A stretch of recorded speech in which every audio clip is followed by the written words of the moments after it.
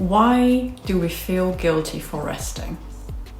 Why do we panic when we're not doing something productive? Why do we feel like if we're not building, scaling, achieving, growing, that we're falling behind? Toxic productivity has become the new toxic positivity, and it's a very real problem for so many of us, myself included. And this has been on my mind a lot recently, and it's something that I personally struggle with. And as I am in the process of loosening my grip on constantly chasing productivity, achievements, and success, I want to openly talk about it because I know that so many of you struggle with this too. And if you're new to my channel and you don't know who I am, hi, I'm Jasmine. I've been a full-time entrepreneur for the last 5 years, and I'm running a marketing agency and a copywriting and messaging consultancy. I've always been an extremely ambitious A-type kind of person with big dreams and huge goals. But since I started my business, this has only intensified, and I have become quite literally addicted to doing more, chasing more, being more, and achieving more, to the point where it literally affected not only my mental health, but my overall health and well-being. And I'm going to share my personal story with you guys to illustrate how I personally realized what the root cause of the problem for me was, and the things that I'm doing now to solve this problem, because this is something that I'm still struggling with, and I'm by no means perfect. I don't have it all figured out yet, and I want to be transparent about where I'm at and take you along on my journey, because my aim with this video is that you can feel seen and understood and perhaps find yourself in parts of my own story, because I know what it's like to feel misunderstood, to feel like your situation and your experiences are different from everyone else's. And of course, while there are certain differences, we as a collective actually have more in common than we think. And it helps to feel connected and to find comfort in each other. And I think that we need more of that in today's world. We need more of that, especially right now. We need more understanding, more connection, more spaces where we can be our full, unfiltered, authentic selves without fear of judgment or without the fear of being misunderstood. So if this video can offer even one person that feeling of recognition, the relief of seeing their own unspoken thoughts and feelings reflected back at them, then I'm doing exactly what I'm intending to do. So if you've been feeling the same way, if you feel the pressure, the constant need to do more, to be more, and you struggle with immense guilt when you slow down and when you rest, then this is your invitation to join me and to come along this journey as we're figuring out this together as a collective. I think that as a collective, we're becoming more and more, increasingly more aware of these unhealthy patterns and unhelpful beliefs that we hold that fuel these behaviors. And I feel like we're trying to take a step back right now and to evaluate why we're so obsessed with the grind, with the chase, with the hustle, the climb, the constant forward movement. Now, there's a lot to say about this topic, and I could probably talk about this for 4 hours straight. So to not let this video drag on, because I'm sure that you have lots of things to do and you're very busy and you have lots of things to tick off of your to-do list, pun intended, I'm going to structure this video into 3 main parts, because there's 3 aspects to this that we have to cover. First, the root cause of this constant need to do more, to be more, to achieve more, to chase more. Second, the way that this shows up and that it manifests in our daily lives, and how we can recognize the things that actually worsen it. And then third, how to find balance and combine the soft girl with the CEO girl boss within us. So first of all, let's talk about the actual root cause of this obsession with being productive all the time and constantly doing more and achieving more. We live in a world that glorifies the grind, as we all know.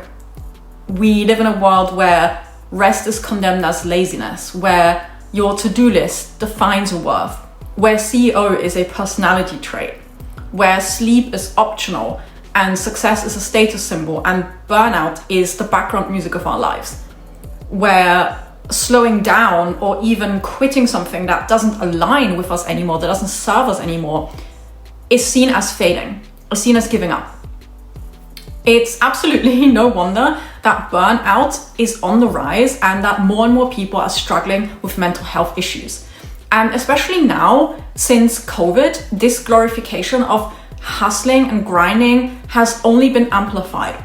Everyone nowadays is an entrepreneur, right? Everyone on social media is winning, is making millions and living their very best lives. And this image is being pushed on us 24/7. The belief that unless you are working 24/7, 7 days a week, you're not doing enough. You are not successful enough. You are lazy. You're not worthy of recognition and admiration. Of course, there is a lot to unpack here, right? There's a lot of nuance to this all, because first of all, social media is a highlight reel and 99% of people online only show you half the truth because they of course want you to believe certain things about them. It's a very curated image, right? They want to show you glimpses into their lives, but they don't show you the full truth and the ugly side of it. And secondly, being an entrepreneur and building a business absolutely does require hard work. And especially in the startup phase, it requires a certain imbalance and you will work more than not. I know this from my own personal experience and I will dive more into this in a second, but I just want to stress that while building a business is hard and it requires a lot of work and a lot of effort, hustling 24/7 without taking breaks, without getting proper sleep, without looking after your body, without nourishing your body, that is extremely dangerous because your health will suffer in the long run. It just will. There's no way that it won't if you live this way for too long. Yet, there is so much content out there literally pushing this. You know, F how you feel, just work, just do it anyway, just do more. No, that is not how any of us, especially women, should operate. And there's two camps of people online, right? On one hand, you have the soft life girlies, and on the other hand, you have the girl bosses, the fempreneurs, the female CEOs. And right now, I see a lot of people shifting from one camp to the other. And we'll talk about this, we'll talk about balance later on and really unpack what balance actually means, because most people, in my opinion, have a completely wrong view and wrong understanding of balance and therefore claim that there is no such thing. And we'll get into that later, like I said, but it's important for us to realize that being too long in one extreme, no matter which extreme that is, it just isn't good, no matter which side it is. Any extreme is never healthy and it's never the answer. And the reason why we feel so drawn to the extreme, the root cause of why we're so obsessed with productivity and with the grind and the hustle, is because of a wound that we haven't healed just yet. That is always the root cause of any dysfunctional patterns that show up in our lives. You can almost always trace it back to an old wound that is still open. Now, to explain what I mean by that, I will tell you my personal story and my personal experience with this. And I have to put a trigger warning on this, by the way, so please only continue to listen to this if you're aware that this could maybe trigger you. So, when I was 12, I developed an eating disorder, anorexia, and I struggled with this for 16 years. 16 years, okay? I'm now 32, so I struggled with this for half of my life. I finally healed it when I was 28, when I had already given up hope and thought that I would be struggling with this for the rest of my life. I literally thought that this would just be a part of my life forever. And for so many years, I tied my worth to the number on the scale, to how tiny it could be. Because I didn't feel like I was good enough and I hated myself. I really despised myself. I didn't feel like I was worthy of living. I was suffering from depression and it got really, really bad. I got into a really dark place. And no matter what I did, I was always chasing perfect. But I never felt good enough. No matter what I did, I never felt good enough in my own eyes and in the eyes of others because, of course, I only attracted people, friends, boyfriends, and situations that would reflect back to me how I was feeling about myself and how I saw myself. So when I finally healed and I found self-love, I didn't realize that my ego was still wounded and that it found another way to express itself. And this time it was extremely sneaky and barely noticeable. Because when you're physically shrinking, right, and when you're losing weight, that is very noticeable. But when you're addicted to work, when you're addicted to productivity and to success, that isn't as noticeable, right? Because it's nothing that physically shows up. It manifests itself in your behaviors and your thoughts. So I didn't realize for a long time that this was going on and that now I was tying my worth to my accomplishments, to my to-do list, to my income and my success. And like I just said earlier, society rewards this kind of behavior, right? You're praised for working every single day, for not taking any time off, for being so ambitious and so passionate, for being a go-getter. You're being praised for being a high achiever. And that's why this is so sneaky and it's so dangerous. I saw all of those people online praising all of this kind of behavior, and that only reinforced that I was doing everything right, that I was special, just like those successful people that I looked up to. And this is really hard to openly admit, by the way, because it's really hard to be vulnerable, right? Because my ego still doesn't like it, and I hate to say this, but I literally loved it. I hate to admit it, but I love telling everyone, oh, I work every day, and yes, even at weekends, no, I don't have time to hang out or to go on holiday, right? I loved feeling like, yes, I'm addicted to my work and I'm going to achieve everything I want and become a millionaire and do all of these amazing things. Just watch me, right? That's what I thought. I didn't say this to people, but that's what I thought. And I loved hearing people say, wow, you're so driven, I could never do what you do. And I still do. I have to admit that I still do. I still love hearing those things and saying those things, and I still struggle with this so much because it makes you feel special, it makes you feel important, and that is exactly what we're all craving, right? As humans, we want to feel special, we want to feel important. And especially the wounded ego needs this kind of validation so badly. It literally is no different than having an eating disorder or struggling with any other unhealthy behavior or addiction, because it always goes back to trying to get validation from the outside. It's also no different to not loving yourself and trying to get validated by men and chase that validation and that attention at all costs, right? And I know that I'm not the only one feeling this way. It's hard to admit, and it took me over a year to finally realize what was really going on. I was working every single day, 7 days a week on Sundays, without taking one day off for a whole year in 2023. A whole year. I was working on my birthday, I was working on Christmas, I was working every single day. I was so focused on hitting milestone after milestone that I didn't even realize how I was really feeling. I was constantly tired, my skin wasn't great and I was breaking out a lot, I felt sluggish and bloated and just meh in general.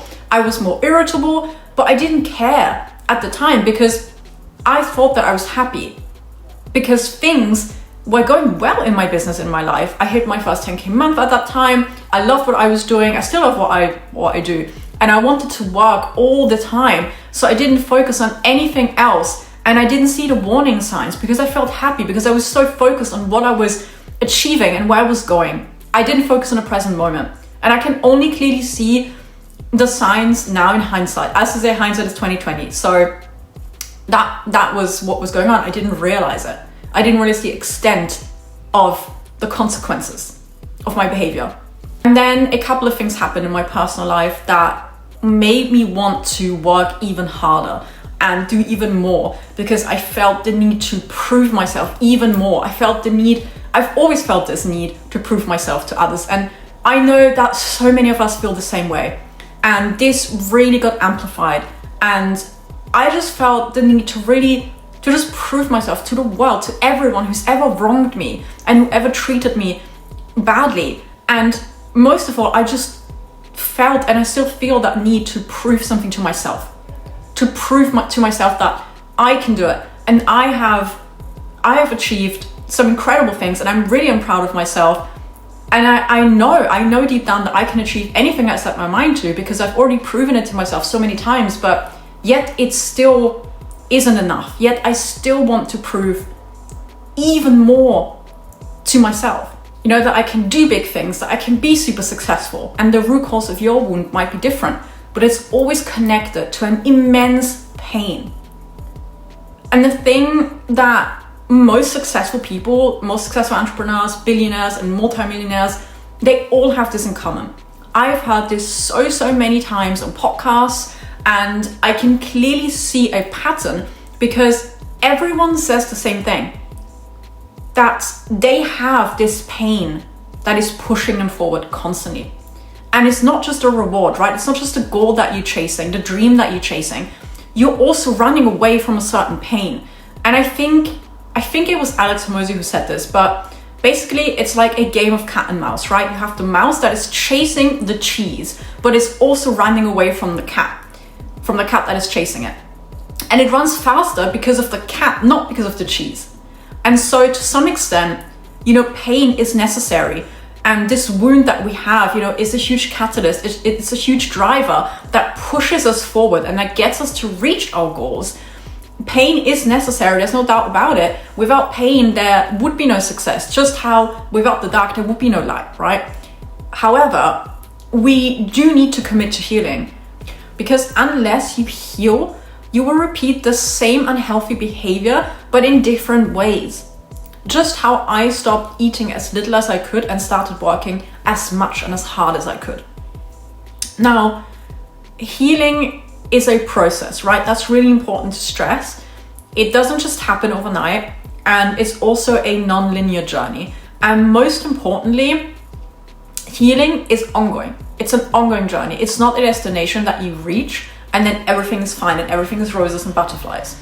I've been through so much in my life, and I had to endure so many hardships, and I found a new wound to heal after I've healed another.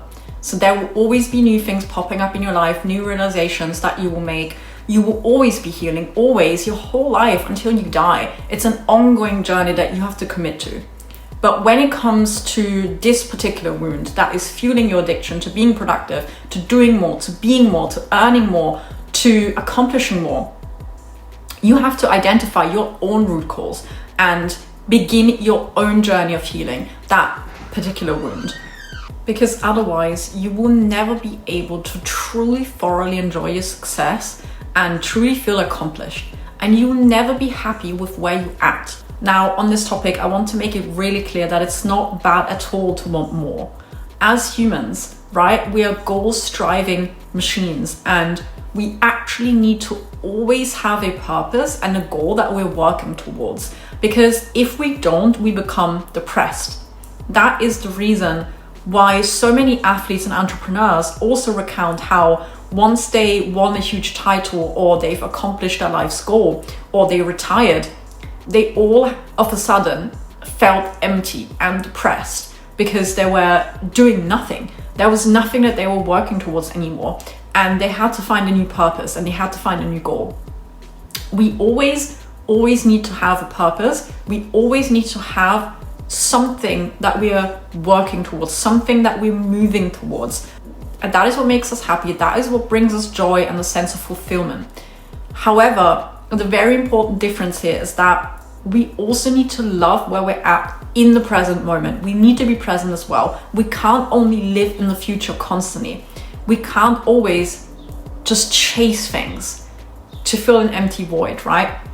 Things get very tricky and unhealthy when we keep chasing and we keep living in the future, and we get really frustrated in the current moment, in the present moment, and we don't appreciate where we're at and how much we've already accomplished, and we don't look back from time to time to really admire how far we've come already, when we only look at how much further we still have to go, without taking the time at all to pause for just a moment, just a single moment, to acknowledge what we've already accomplished and how far we've already come, and celebrate ourselves.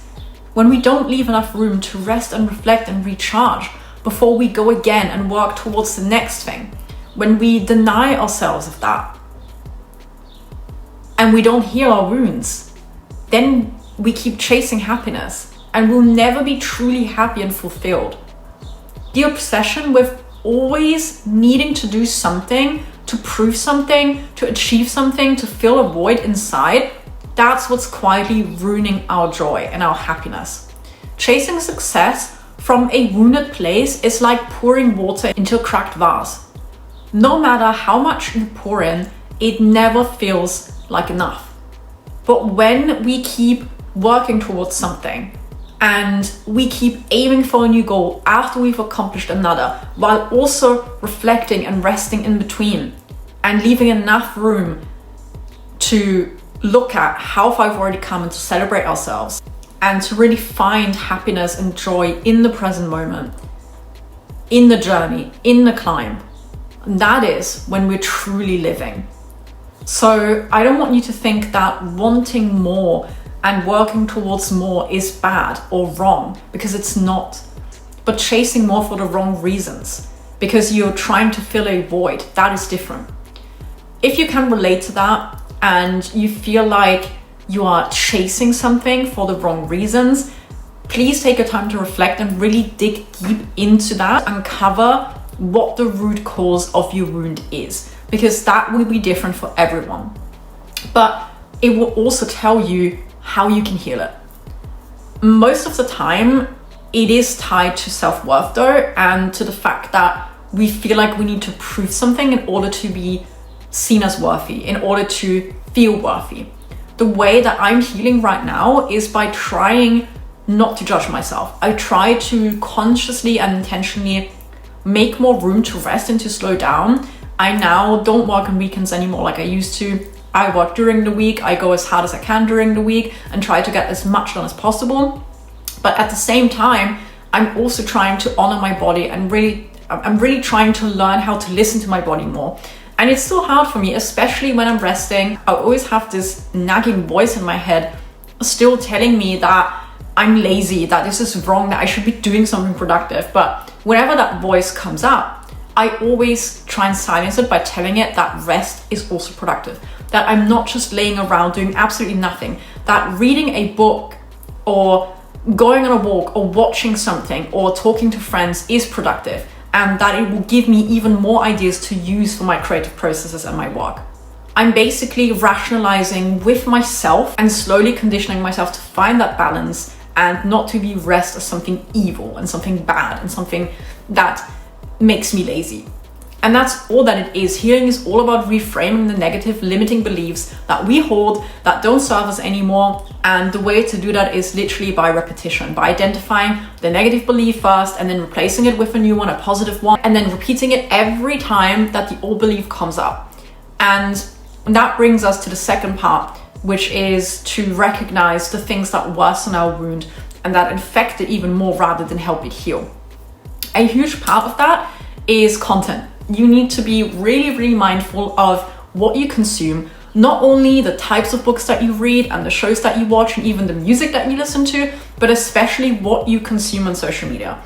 Because social media has normalized toxic productivity, and it's now like a standard that we should always adhere to. We scroll past certain creators and influencers who show us their 5 a.m. morning routines, their perfect curated work days, their color-coded calendars, their, I've just closed another 10K month, posts. And even if we know that it's curated, even if we know that it's just a glimpse into their lives, that it's just a highlight reel, our nervous system does not know the difference.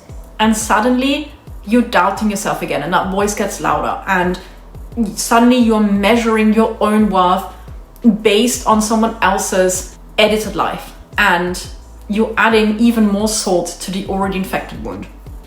You might think you're inspired, but deep down you then feel like you're not doing enough again, like you're not good enough again. And here's the thing, we don't know what's real and what isn't. We don't know if these people online are actually burnt out and deeply unhappy. If they're filming their productive day in the life in the middle of a breakdown, we don't know that. We don't know if they're outsourcing half of their life behind the scenes. We don't know if they even enjoy their life or if they're just performing, and we never will know that. I mean, just look at Some of the most successful creators, for example, Mr. Beast, he just recently admitted on a podcast with Stephen Bartlett that he's actually not happy. And, you know, we look at these people and we think like, oh my God, their lives must be so perfect. You know, they're so successful. They make so much money. They have such great connections. You know, they are achieving so much. They're so successful, but we don't know how they truly feel deep down on the inside. And we will never really know. So we really have to choose very wisely what we internalize and what we take on. We have to get better at taking what motivates us, what truly motivates and inspires us, and expands us, and leave what doesn't feel good.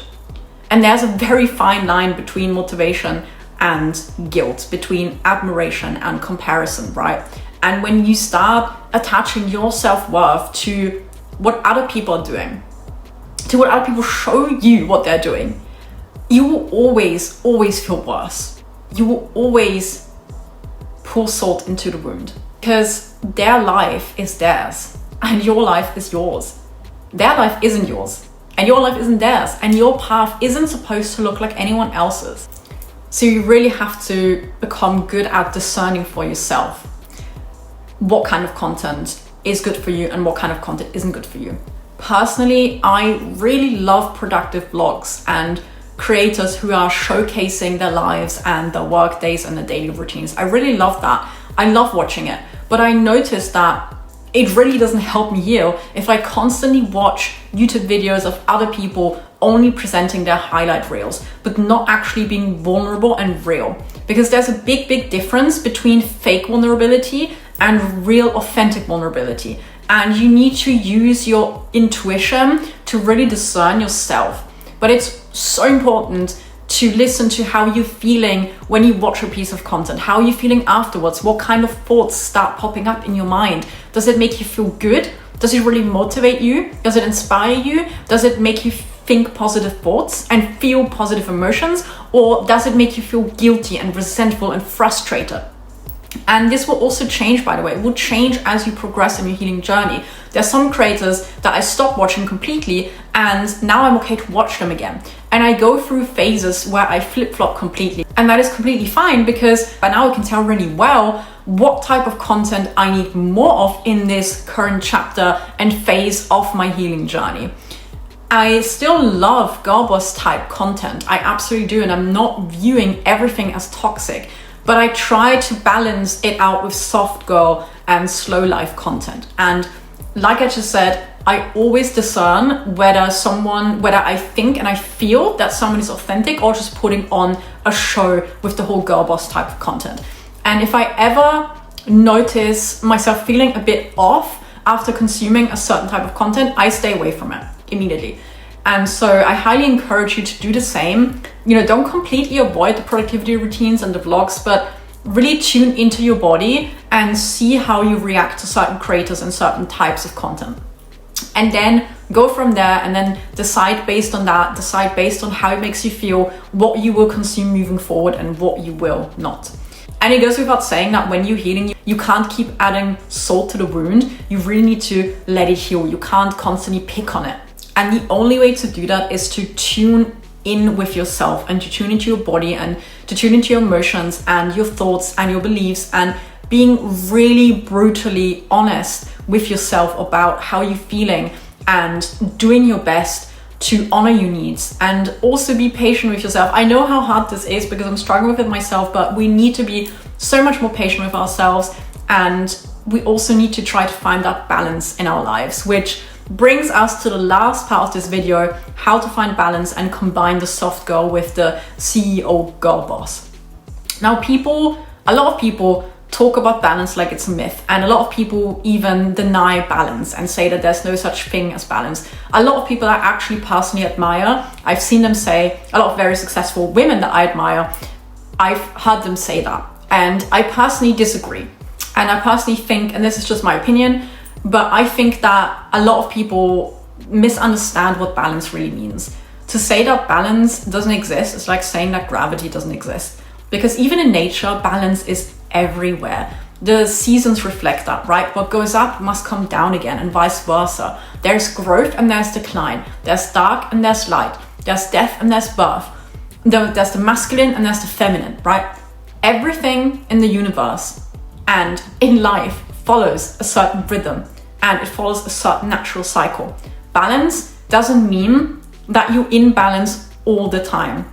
That's the thing. Balance isn't static. It's a pendulum that swings back and forth, right? Sometimes it swings towards work, sometimes it swings towards rest, sometimes it stays on one side a little longer, but it always has to swing back.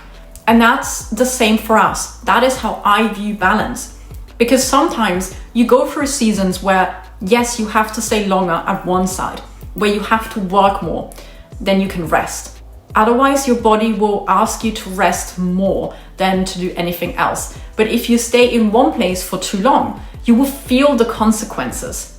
You will. Sooner or later, you will. If you only rest, but you never get anything done, and you never work on your goals, you will feel depressed over time, and your health and your well-being will start to decline. And if you only hustle and you only work 24/7, like I used to for a whole year, and you never rest and you never recharge and you never take time to actually do other things that also bring you joy, then your health and well-being will also take a hit. You can't stay in one place for too long. You always have to alternate between the two. And that's exactly what balance means to me. You're meant to be swinging, balancing out both forces. Now, with all of that being said, here is my invitation to you. Let your success be born from peace, not from pressure. Let your ambition come from expansion, not from emptiness. And let your work reflect your purpose, not just your pain. Because while pain is a powerful driver and it will certainly get you places, you need to commit to a lifelong healing journey and not just keep living and acting from that pain. And I want you to keep reminding yourself, just how I keep reminding myself on a daily basis, that you are not what you do. You are not your job title. You are not your output. You are worthy now, despite of your accomplishments, despite of how much you've already accomplished or how much you still have to accomplish, despite of how much you get done. You've always been worthy. You are inherently worthy. And the most powerful thing that you can do to stop hustling and to constantly feel like you have to prove yourself and you have to prove your worth is to start creating from a place of wholeness. Because that kind of success, that is the kind of success that actually feels good. And as someone who wants to create and to build and succeed, but who also wants to live a fully joyful, free life, I believe that we can do both. I wholeheartedly believe that we can achieve great things without abandoning ourselves in the process. That we can be successful. We can be the successful CEO girl boss while also honoring the soft girl within us, and we can combine the slow life with the busy life. So if you're ready to rewrite what success looks and feels like, then I invite you to join me in this pursuit of balance. And if this video resonated with you, please like and subscribe and let me know in the comments below. And if you want to, please share your own experiences so we can all connect and support each other in our pursuit of wholesome success and happiness. I'm really glad that you're here, and I hope to see you in the next one.